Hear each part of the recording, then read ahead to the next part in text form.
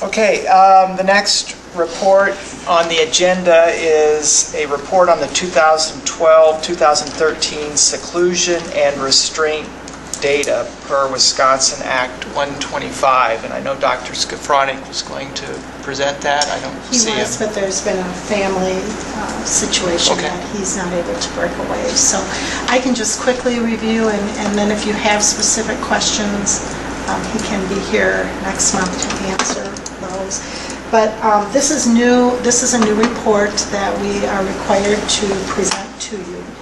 And in part, it came from concerns of parents of special needs children who were worried about the degree of restraining and placing children in isolation or seclusion that may be occurring. So our state legislature passed Act 125, which requires us to be documenting anytime we are secluding a child, putting them in an area where they are away from their peers, as well as when we may have to restrain a child either in any manner, whether it's just taking their arm and walking them down the hallway. I mean, if we are directing them in a more of a forceful manner, that has to be documented as restraint, as well as if a child is acting out and we literally have to hold them to calm them down and to prevent them from hurting themselves or others.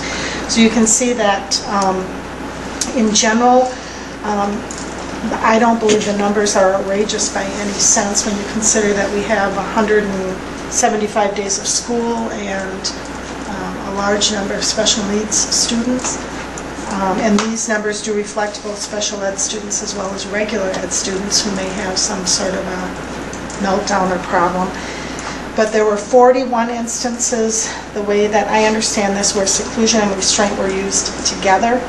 13 incidents where a student was just, went voluntarily but was placed into an area by him or herself, removed from others. 38 instances of restraint, and those all were just related to 20 students, 20 individual students of the 3,100 students in our school district. And of those 20 students, 12 of them were special education students. We're also required to notify parents within 24 hours when we have secluded or restrained their child. And then a report has to be ready for them and is mailed out to them as well. So we did create a special form this year, and that was completed by the teacher or the principal who was ever involved in the incident with the child.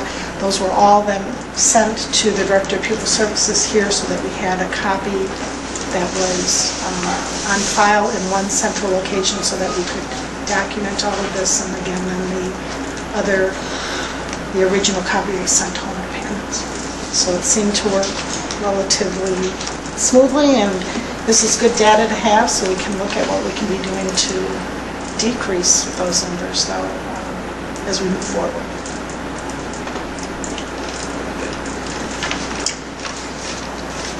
Any questions? I guess my only question was how to put this in perspective, and you answered that. I guess you just look at it in terms of the overall number of students, overall number of special needs students, and make sure that the incidents look reasonable in light of the total population.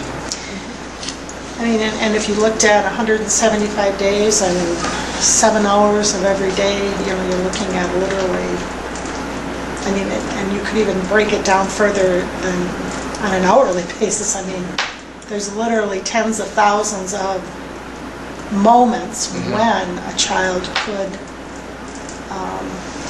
lose control and need some help in getting themselves back together. So I think overall, one of the things that I believe has made a huge difference again is our PBIS efforts, where we've really been pushing what appropriate behavior is, how we expect students to act, and then the assistance that has been given to our large elementary schools in particular by those PBIS coordinators. They're working to talk kids down and not to escalate situations, but help kids to calm themselves and be ready to voluntarily get themselves together and then return to the classroom. Yeah, go ahead. The only thing I would just add to it is, from my past experiences, that to get to a low number, your staff are putting in lots and lots and hours, because to de-escalate a situation doesn't happen with a simple, would you please calm down? It may take anywhere from 5 minutes to a half hour to an hour. So the correlation on the time lost, not only by the student, but also by the teachers in the classroom, can be a lot. And that's not saying anything regarding the numbers. It's nice to see low numbers, but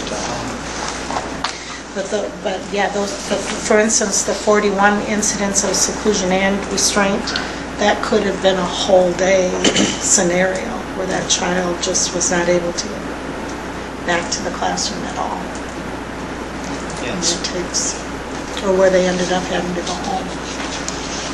So they're difficult situations, but I think we recognize the value of helping kids, again, calm themselves down, not making matters worse by getting them agitated and worked up, and hopefully getting them to the point where they can say, okay, I'm ready to go back to the classroom, rather than having to send them home, because that loss of instructional time certainly has an impact on their academic achievement.